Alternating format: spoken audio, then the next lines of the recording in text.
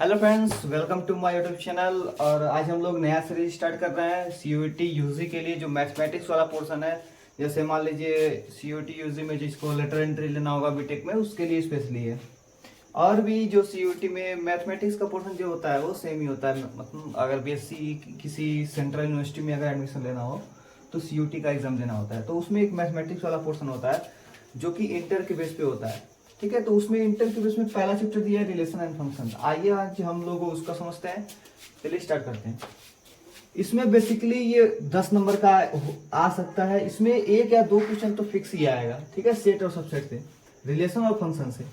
ठीक है, तो इसमें पहले ऊपर ऊपर बात करते हैं। रिलेशन में हम लोग को क्या पढ़ना है।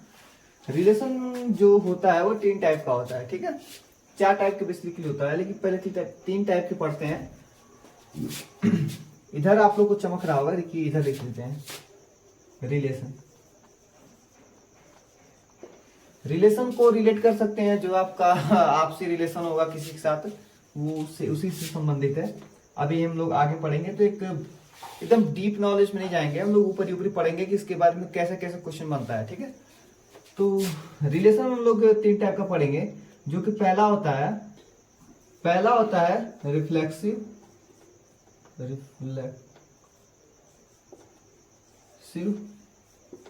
दूसरा होता है पहला होता है रिफ्लेक्सिव, दूसरा होता है सिमेट्रिक, और तीसरा होता है ट्रांजिटिव। ठीक है, 3 टाइप का रिलेशन होते हैं। इसमें रिलेशन हम लोग 3 टाइप के पढ़ेंगे। एक रिफ्लेक्सिव रिलेशन होता है, एक सिमेट्रिक होता है, एक होता है ट्रांजिटिव रिलेशन। ठीक है, फंक्शन में हम लोग क्या पढ़ेंगे, ये फंक्शन वाला है पोर्शन। इसमें हम लोग क्या पढ़ेंगे, फंक्शन हम लोग पढ़ेंगे 1-1 फंक्शन। ठीक है, और एक दूसरा होता है ऑन टू, 1-1 और ऑन टू। ठीक है, ये 2 टाइप के फंक्शन में पढ़ेंगे। और रिलेशन में 3 टाइप के, एक होता है रिफ्लेक्सिव और सिमेट्रिक और ट्रांजिटिव पढ़ेंगे। ठीक है, तो आइए बिना समय गवाए हम लोग स्टार्ट करते हैं। पहला इसमें पढ़ते हैं रिलेशन में, पहला रिफ्लेक्सिव पढ़ते हैं। ठीक है, पहला हेडिंग है रिफ्लेक्सिव रिलेशन। ठीक है, रिफ्लेक्सिव रिलेशन को हम लोग पहले एक डायग्राम मान लेते हैं। रिफ्लेक्सिव मतलब क्या होता है कि मान लीजिए ये है ये है बाबू, ये आपका जो बाबू होता है, बाबू सोना वाला, ये इसको मान सकते हैं सोना। ठीक है, ये सोना है, बाबू सोना। इसको थोड़ा बाल लगा दे रहे हैं।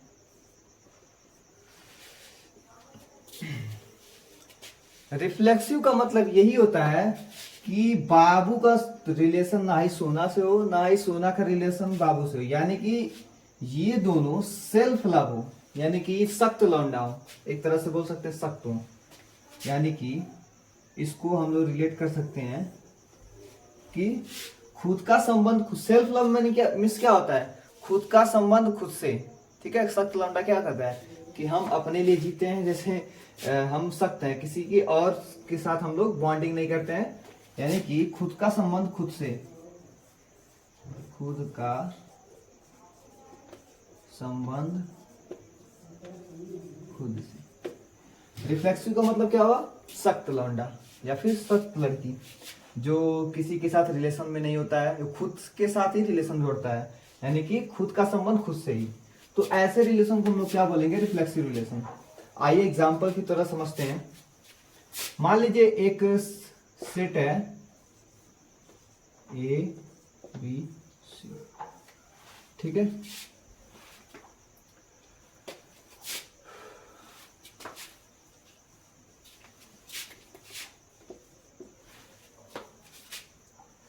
और रिलेशन दिया है ए कामा ए, बी कामा बी, सी कामा सी। अब इसमें पूछ सकता है कि ये कौन सा रिलेशन है। ठीक है, तो हम पहला क्या पढ़े हैं, रिफ्लेक्सिव रिलेशन। खुद का संबंध खुद से हो। देखिए ए का संबंध ए से है, बी का संबंध बी से है, सी का संबंध सी से है, तो ऐसा कोई रिलेशन जो खुद के साथ ही रिलेशन रखता हो, यानी खुद का संबंध खुद से ही हो, तो ऐसे रिलेशन को हम लोग क्या बोलेंगे, रिफ्लेक्सिव रिलेशन। ठीक है, यहाँ पे देख सकते हैं एक कोई सेट दे देगा आपको, उसमें आपको ढूंढना रहेगा कि ऑप्शन दे देगा कि क्या है, रिफ्लेक्सिव है, ट्रांजिटिव है, या फिर क्या बोलते हैं, रिफ्लेक्सिव है या फिर सिमेट्रिक है। ठीक है, तो उसमें आप लोग को देखना होगा कि कौन सा रिलेशन किसके साथ है। तो ए बी सी एक सेट दे देगा, ठीक है, उसमें अगर रिफ्लेक्सिव निकालना हो तो खुद का संबंध खुद से, यानी एक का संबंध ए से, बी का संबंध बी से, सी का संबंध सी से। ठीक है, इसमें एक ही लोग का होना जरूरी है। आइए दूसरा पढ़ते हैं।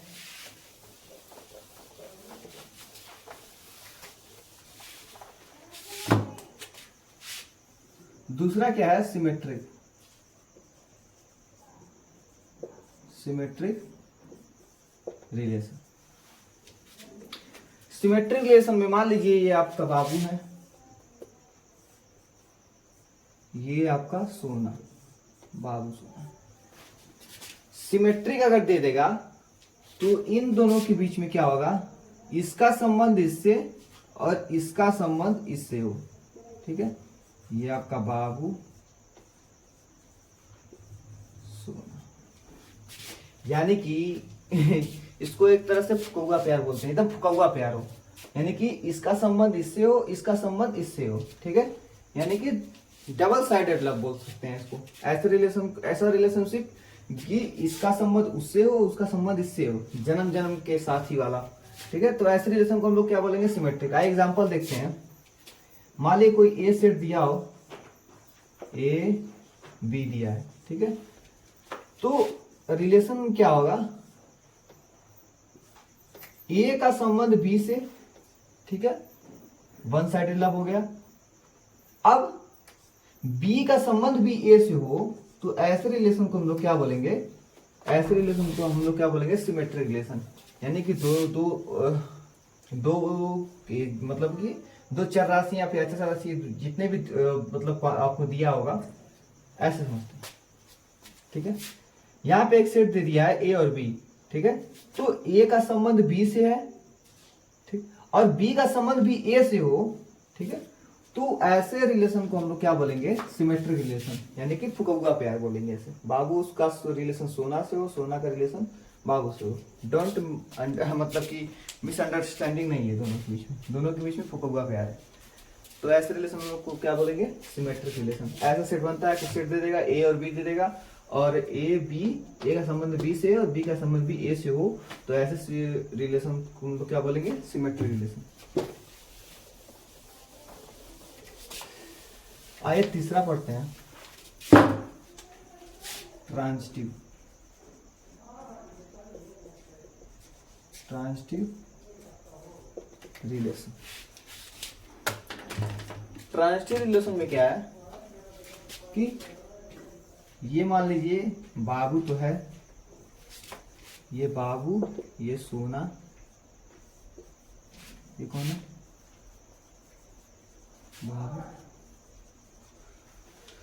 बाबू सोना के अलावा एक और तीसरा आ गया। ठीक है, ये हो गया इसका दोस्त है। ध्यान समझिएगा, बाबू सोना तो पहले ही थे, सिमेट्रिक में दो लोग का होना कंपलसरी है। ठीक है, तभी ना किसी के बीच में रिलेशन हो। खुद का अगर एक ही लोग रहेंगे तो खुद का रिलेशन खुद से तो हो जाएगा, वो क्या बोलते हैं उसको, रिफ्लेक्सिव में। अगर दो लोग हैं तो दोनों लोग के बीच में वही रिलेशन है जो एक दूसरे के साथ साथ दोनों मतलब दोनों साइड से वही रिलेशन है। ठीक है, अगर चाचा है दोनों आपस में, मतलब चाचा है वो उसका चाचा, वो उसका चाचा है, मतलब ऐसा तो पॉसिबल नहीं है, लेकिन बात कह रहे हैं हम लोग। ठीक है, मतलब भाई वाला जैसे ले लीजिए कि वो उसका भाई है तो वो भी उसी का भाई हो। ठीक है, मान लीजिए ए बी का भाई है तो बी भी ए का भाई होगा ही। तो ऐसे रिलेशन को हम लोग क्या बोलेंगे, सिमेट्रिक रिलेशन बोलेंगे। तो उसी तरह हम लोग अब तीसरे में क्या होगा, तीन लोग का होना जरूरी है, यानी कि बाबू, सोना और एक दोस्त हो गया। मान लीजिए बाबू का रिलेशन सोना से एक तरह समझ लीजिए, और सोना का रिलेशन उसके दोस्त के साथ हो, जैसा आजकल के जमाने में यही चल रहा है, बेस्ट फ्रेंड फॉरएवर वाला BF के साथ साथ बेस्ट फ्रेंड।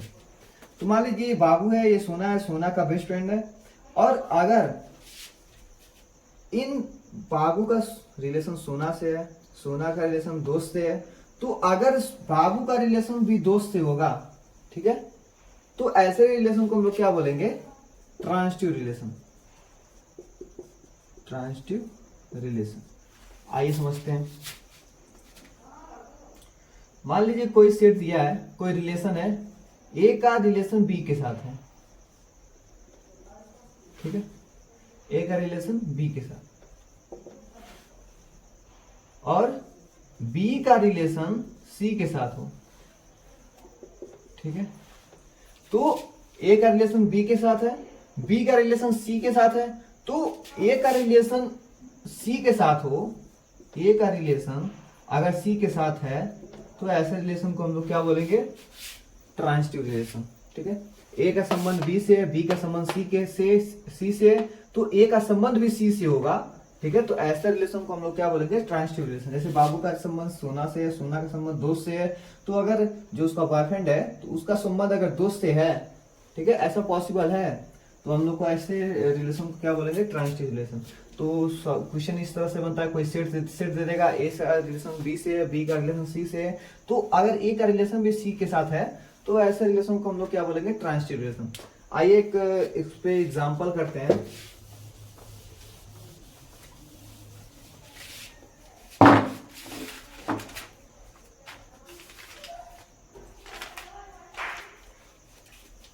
ठीक है, मान लीजिए ए जो है वो बी के पैरेलल, क्या बोलते हैं उसको? लंबवत है। ए बी के लंबवत है, ये रिलेशन दे दिया आपको।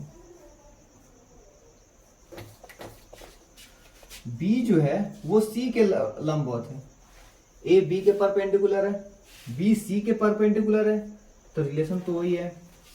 अब देखिए ए सी के परपेंडिकुलर होगा कि नहीं।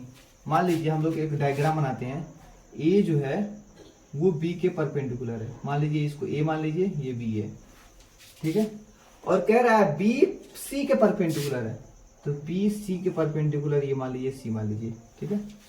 तो ए जो है वो सी के परपेंडिकुलर तो है नहीं, ठीक है, ए सी के परपेंडिकुलर तो है नहीं, तो ये ऐसा रिलेशन क्या होगा? नॉन ट्रांजिटिव रिलेशन होगा, ठीक है। तो ऐसा क्वेश्चन बन सकता है कि ए बी के परपेंडिकुलर है, बी सी के परपेंडिकुलर है, तो क्या ए सी के परपेंडिकुलर होगा कि नहीं? मतलब कि ये कौन सा रिलेशन है, क्या ट्रांजिटिव रिलेशन है, ठीक है, या फिर नहीं है। तो अगर जो ए बी के परपेंडिकुलर, बी सी के परपेंडिकुलर है, तो सी और बी ए के परपेंडिकुलर होगा, तो ऐसे रिलेशन को हम लोग क्या बोलेंगे? ट्रांजिटिव रिलेशन, ठीक है।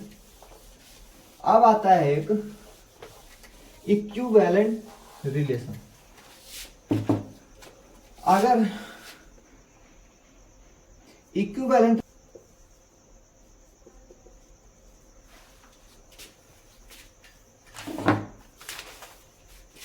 ठीक है, दूसरा हम लोग क्या पढ़े हैं? सिमेट्री। और तीसरा हम लोग पढ़े हैं ट्रांजिटिव, ठीक है। अगर किसी रिलेशन में ये तीनों गुण हो, ठीक है, खुद से भी प्यार करे, खुद से भी प्यार करे, खुद का संबंध भी खुद से हो, और बी का मतलब कि उसके गर्लफ्रेंड मतलब किसी रिलेशन के साथ भी हो, वही सेम रिलेशन हो, और एक तीसरा पर्सन भी आ गया उसके साथ भी वही रिलेशन हो, तो ऐसे रिलेशन के को हम लोग क्या बोलेंगे? कि ये रिलेशन क्या होगा? ट्रांजिटिव को हम लोग बोलेंगे इक्विवेलेंस रिलेशन। इक्विवेलेंस रिलेशन, ठीक है। अगर इक्विवेलेंस मतलब क्या है? वो रिफ्लेक्सिव भी होगा, सिमेट्रिक भी होगा, ट्रांजिटिव भी होगा। आइए हम लोग एक एग्जांपल से समझते हैं।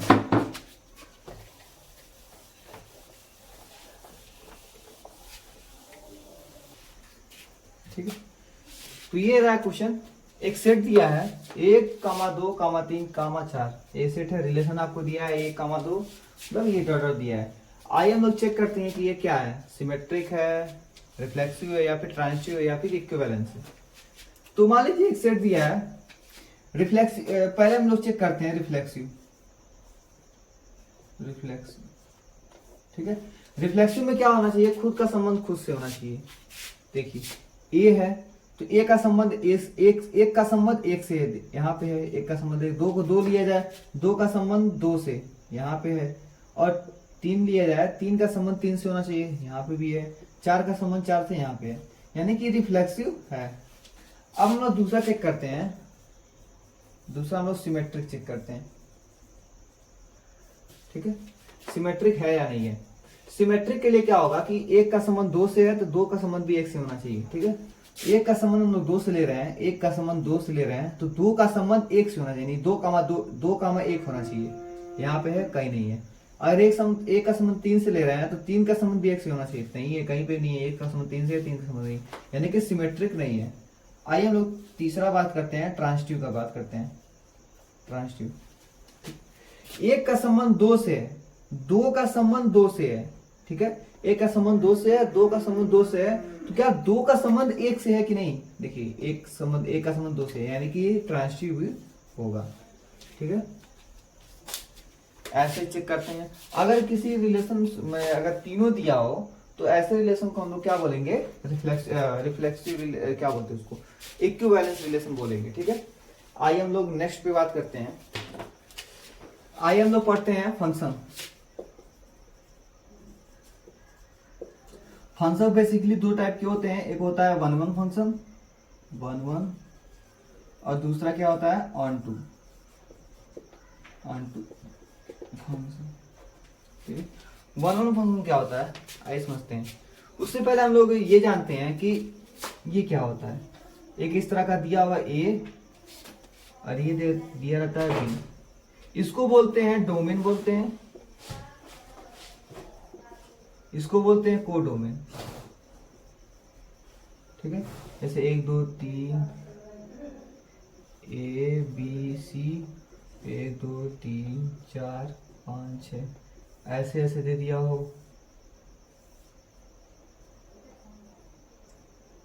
ठीक है,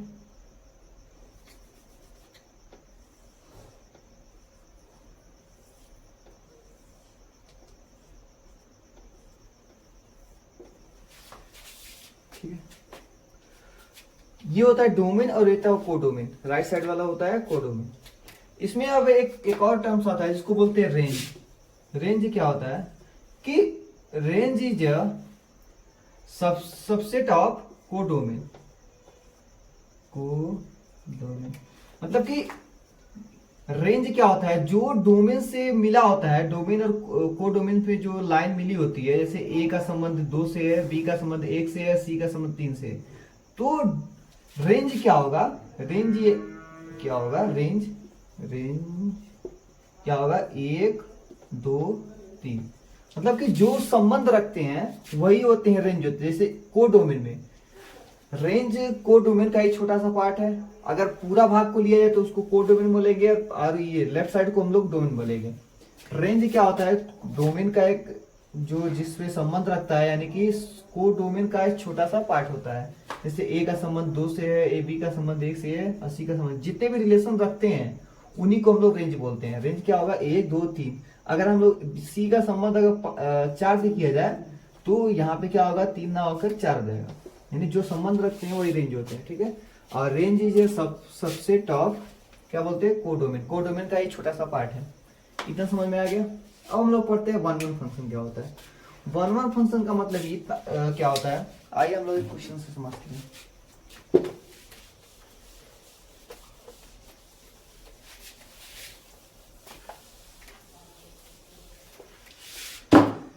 वन वन फंक्शन को हम लोग दो टाइप से पढ़ सकते हैं। वन वन फंक्शन, ठीक है, पहला होता है एनालिटिक्स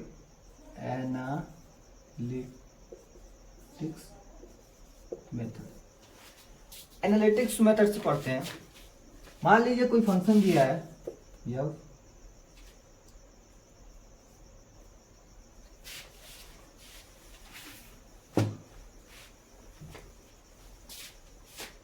ऐसा आपको दिया रहेगा ए बी, ठीक है, और f x is equal to sine x, ठीक है, यहाँ पे कुछ भी दे देगा, एक्स स्क्वायर दे देगा। और आपको बताना रहेगा कि ये वन वन फंक्शन है या फिर ऑन टू फंक्शन है। तो इस टाइप के सवाल बनते हैं। आइए हम लोग पढ़ते हैं वन वन फंक्शन क्या होता है एनालिटिक्स मेथड से। वन वन फंक्शन के लिए क्या होना जरूरी है, if f x one is equal to, एक दो फंक्शन दिया है, एफ एक्स वन दिया है और एफ एक्स टू दिया है, ठीक है। तो अगर x one is equal to x two हो जाए तो वो वन वन फंक्शन होगा। या मान लीजिए कोई एक्स वन क्यूब दिया है या f one x two cube दिया है, तो यहाँ पे x one is equal to x two के बराबर हो जाए तो ऐसा फंक्शन क्या होगा, एनालिटिक्स मेथड। ये बहुत ही पुराना सेंस है। अगर अभी इस कल के मतलब आजकल के पेपर में एनालिटिक्स मेथड से निकालना बहुत ही मतलब मुश्किल है, एक तरह का हार्ड काम है। तो हम लोग ग्राफिकल मेथड पढ़ेंगे दूसरा, वो तुरंत आपको समझ में आएगा। दूसरा है ग्राफिकल मेथड।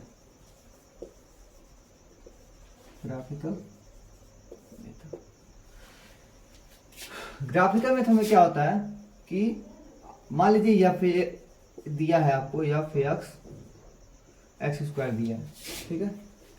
तो आपको पहली बात तो ग्राफ का नॉलेज होना जरूरी है। एफ एक्स वन के ग्राफ कैसे बनता है, एक्स स्क्वायर ग्राफ कैसे बनता है, ऐसे बनता है, ठीक है।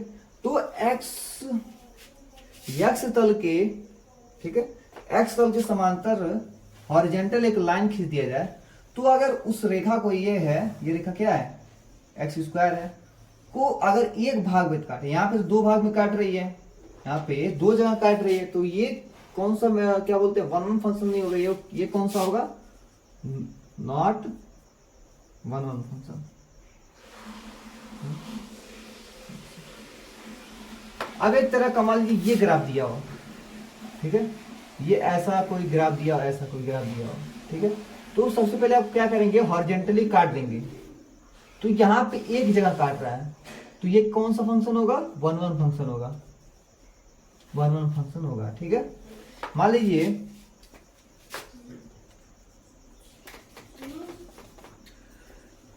अब देखिए वन वन फंक्शन के लिए क्या होना जरूरी है, अगर लगातार इंक्रीजिंग हो रहा है या फिर डिक्रीजिंग हो रहा है, ठीक है। मान लीजिए कोई ग्राफ दिया है, वो लगातार डिक्रीज हो रहा है या फिर लगातार इंक्रीज कर रहा है, ठीक है। तो उसको हॉरिजॉन्टली काटेंगे तो एक ही भाग मतलब एक ही पोर्शन पे कटेगा, इसको भी काटेंगे तो एक ही पोर्शन मतलब एक ही भाग पे कटेगा, ठीक है। तो अगर किसी वन वन फंक्शन के लिए क्या होना जरूरी है कि उस रेखा को, ठीक है, उस रेखा को अगर एक जगह काट रही है, कोई भी अगर इक्वेशन है उसका आप ग्राफ बनाएंगे, अगर उसको एक जगह काट रही है तो वो कौन सा फंक्शन होगा, वन वन फंक्शन होगा। अदरवाइज अगर दो जगह काट रही है तो वो कौन सा फंक्शन होगा, ऑन टू फंक्शन होगा। आइए ऑन टू फंक्शन के लिए भी देख लेते हैं।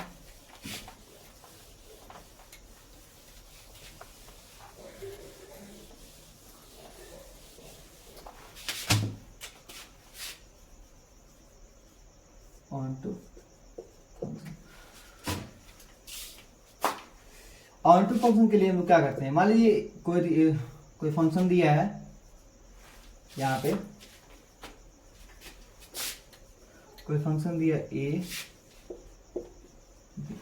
ठीक है, ऐसा कोई फंक्शन दिया है और यहाँ पे दिया है f x is equal to x square, ठीक है, ऐसा कोई फंक्शन दिया है। तो आपको चेक करके बताना है कि ये फंक्शन क्या है, वन वन फंक्शन है या फिर ऑन टू फंक्शन है। तो अगर इसको हम लोग क्या पढ़े अभी आपको बताए थे, इसको क्या बोलते हैं, डोमेन बोलते हैं, और इसको क्या बोलते हैं, कोडोमेन बोलते हैं, कोडोमेन बोलते हैं, ठीक है। अगर रेंज निकालना पड़ेगा, इसमें क्या करना है, कोडोमेन में ऑन टू फंक्शन के लिए बस आपको रेंज निकल गया। अगर रेंज निकल गया तो आपको बहुत ही आसान हो जाएगा कि वो वन वन फंक्शन है या फिर ऑन टू फंक्शन है। तो रेंज निकालने के लिए अगर रेंज कोडोमेन के बराबर है, ठीक है, कोडोमेन के बराबर है, तो ऐसे फंक्शन को हम लोग क्या बोलेंगे, ऑन टू फंक्शन। आइए हम लोग समझते हैं। मान लीजिए कोई ग्राफ दिया है, x is equal to f x is equal to मान लीजिए एक्स स्क्वायर दिया है, तो इसका ग्राफ कैसे बनेगा, ऐसे बनेगा, ठीक है। अब और एक क्वेश्चन दिया है कि एफ आइए इसको मिटा देते हैं पहले।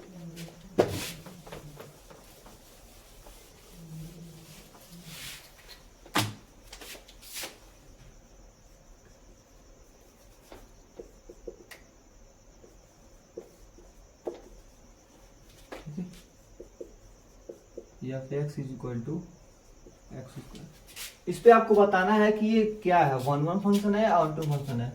तो हम लोग इसका ग्राफ बनाएंगे। पहले एक्स स्क्वायर का ग्राफ कैसे बनता है, एक्स स्क्वायर का ग्राफ कैसे बनता है, ऐसे, ठीक है।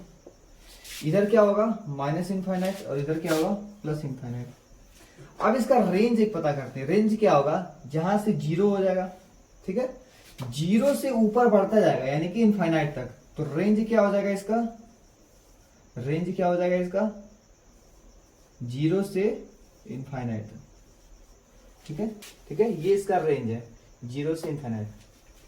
अब देखिए ये माइनस इनफाइनाइट से इनफाइनाइट क्या है, इसको डोमेन है।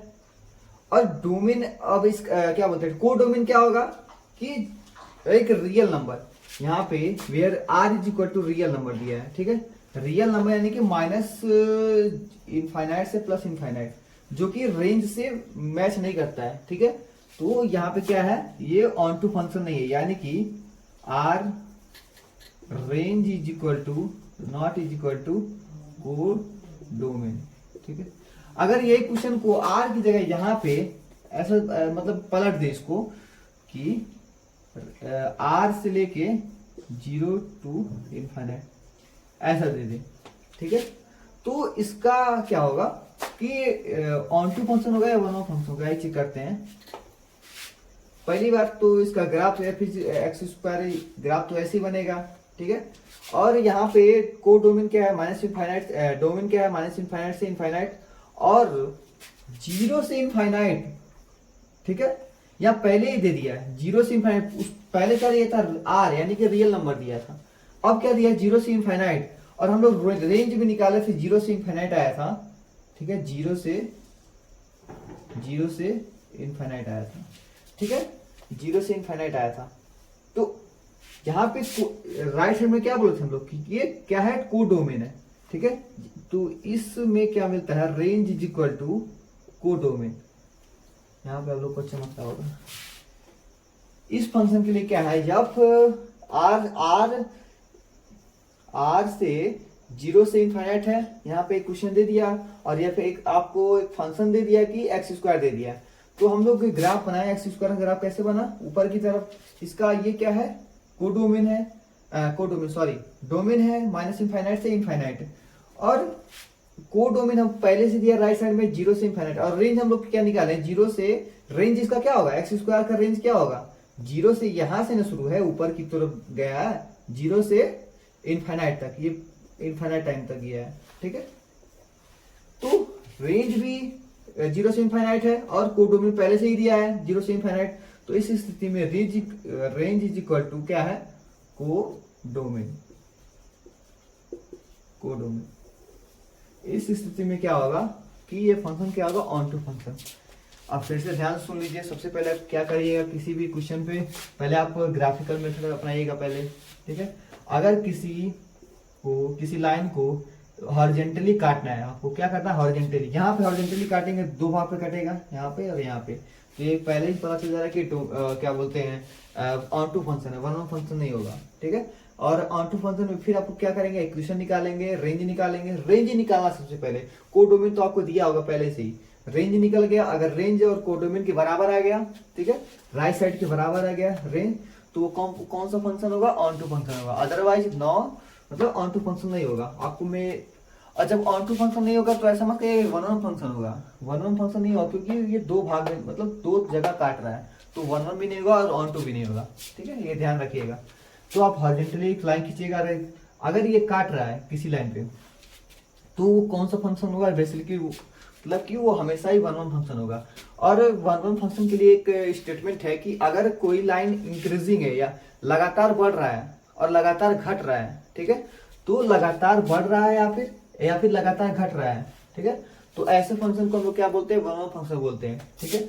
और ऑन टू फंक्शन के लिए क्या करना है आपको, ऑन टू फंक्शन में आप एक ग्राफ खींचिएगा, ग्राफ में अगर हॉरिजेंटली एक लाइन, मतलब एक लाइन डालिएगा, अगर दो जगह काट रहा है तो मतलब पहला स्टेप पे पहुंच गए कि वन वन फंक्शन नहीं होगा, ऑन टू फंक्शन होगा। लेकिन आपको ऑन टू फंक्शन के लिए आपको रेंज निकालना पड़ेगा, और रेंज निकालने के बाद अगर कोडोमेन के बराबर आ गया, ठीक है, रेंज कोडोमेन के बराबर आ गया तो आप कह दीजिएगा ऑन टू फंक्शन। इसके अलावा आपको कोई क्वेश्चन मतलब अलग से क्वेश्चन नहीं आएगा। तो ये वीडियो इतना ही था, मतलब आप लोग को बता दिए कि क्या क्या होता है वन टू फंक्शन और फंक्शन रिलेशन में क्या क्या है। अब आप लोग सवाल को हल करिएगा, और जितना भी सवाल आपको, जितना ज्यादा सवाल हल करेंगे उतना ज्यादा आपका कॉन्फिडेंस लेवल बढ़ेगा और आपका प्रैक्टिस बना रहेगा। तो आपको देखते ही लग जाएगा कि वन वन फंक्शन है या वन टू फंक्शन है। ठीक है, आज के लिए बस इतना ही, मिलते हैं नेक्स्ट वीडियो में, तब तक के लिए बाय बाय।